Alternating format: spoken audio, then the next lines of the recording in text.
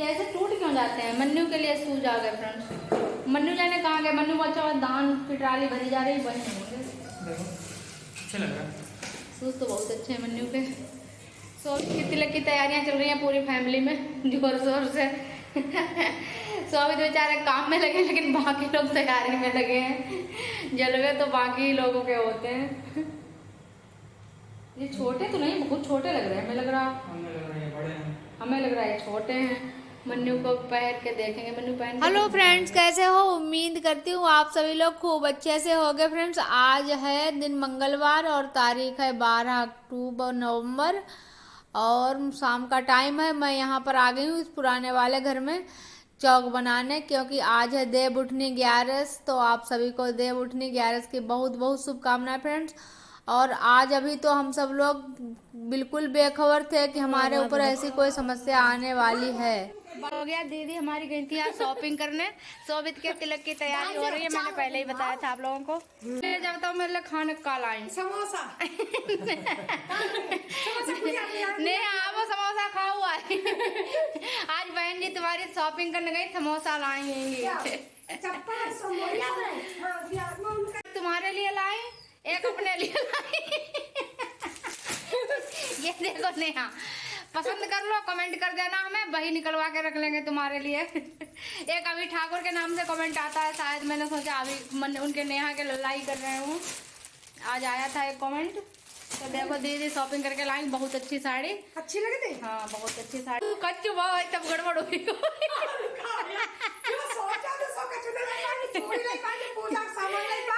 सब साड़ी नहीं बना अपने लिए शिवानी और अभी है नहीं यहाँ पे। अभी लाई है उस वाले। दीदी की चप्पल काफी बढ़िया लगी। समोसे आ गए फ्रेंड्स। गाजा खा लो आकर सभी लोग।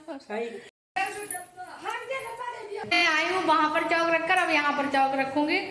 और अभी हमारे घर है, तुम्हारा चैनल डिलीट कर देंगे। इतने इनकी कॉन्फिडेंस कब से हो गया इनको कि हमारा चैनल डिलीट कर देंगे। कहाँ पर दिमाग है तुम्हारा, चैनल डिलीट कर दोगे देना।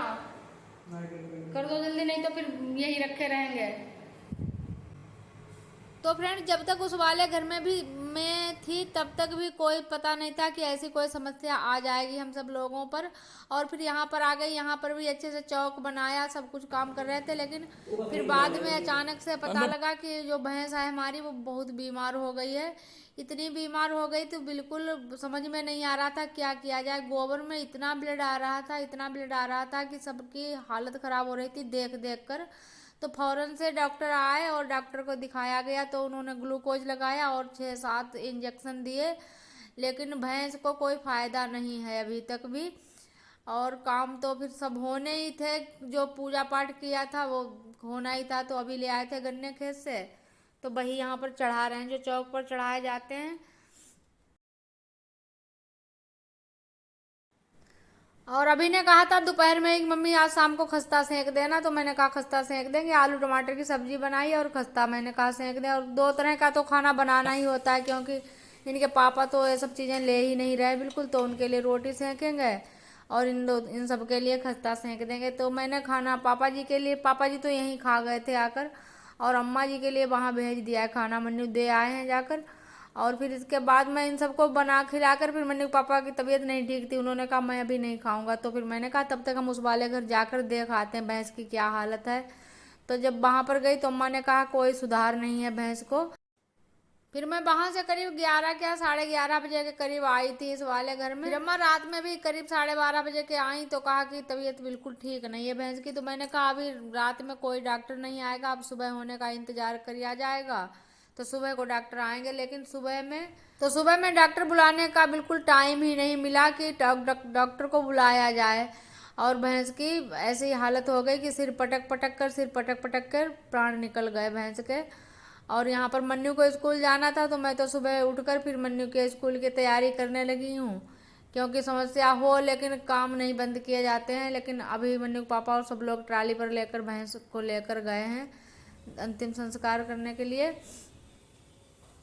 और इधर ही से ट्राली निकली थी गेट पर से, तो वही मैं भागकर देखकर आई थी। तो देखने के बाद इतना ख़राब लग रहा था कि दूध अम्मा जैसे ही दे कर गई थी सब रखा है ज्यों का त्यों फ्रिज में, और भैंस नहीं रही है। तो और सुबह में भी 2 चक्कर मैंने उस वाले घर के लगाए, तो फिर लेट हो रही थी खिचड़ी बनाने के लिए, क्योंकि सूर्योदय होने से पहले कठपुतली जो बनाई जाती है चौक में, इनको खिला दिया जाता है, खिचड़ी से भोग लगा दिया जाता है। लेकिन फिर मुझे देर हो रही थी, फिर मन्नू के लिए मैंने जल्दी से माइक्रोनी बना दी। वैसे खिचड़ी का त्यौहार था तो मन्नू को भी खिचड़ी ले जा सकते थे स्कूल, लेकिन इतनी जल्दी बना ही नहीं पाए। तो फिर बाद में मन्नू को भेजने का फिर खिचड़ी मैंने बनाई है, सारा कुछ पूजा का सामान इकट्ठा किया और फिर मैं यहाँ पर पूजा कर रही हूँ। और फ्रेंड्स मेरी इतनी लाइफ हो गई, मैंने ऐसी बीमारी किसी भी पशु को नहीं देखी जैसे मैंने इस भैंस की ये वाली समस्या देखी, कि इतनी जल्दी टाइम नहीं लगा बिल्कुल और भैंस नहीं रही। और क्या क्या सोच रहे थे कि मैंने कहा कि अब त्योहार निपट चुके हैं और काम लाइन पर आ गया, तो अब तुरंत माँ की पूजा कहने कहा था मैंने करने को, तो अब कर देंगे। लेकिन क्या किया जाए, जो सोचो वो होता नहीं, कभी कभी ऐसा हो जाता है। आज हम सब लोग काफ़ी परेशान हैं। अब यहाँ पर मैंने पूजा कर दी है।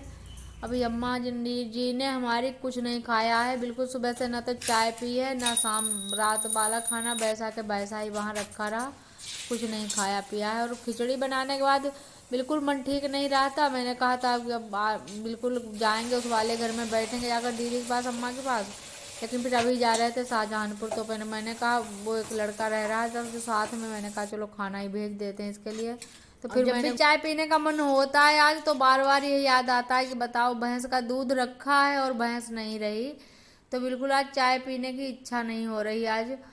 और अभी को मैं खाना पैक करके दे देती हूँ, बस जा रहे हैं ये। और उधर बाहर वाले रूम में बैठे पापा जी खाना खा रहे हैं, तो मैंने पापा जी से कहा पापा जी जाना घर खा के और अम्मा को भेज देना जाकर।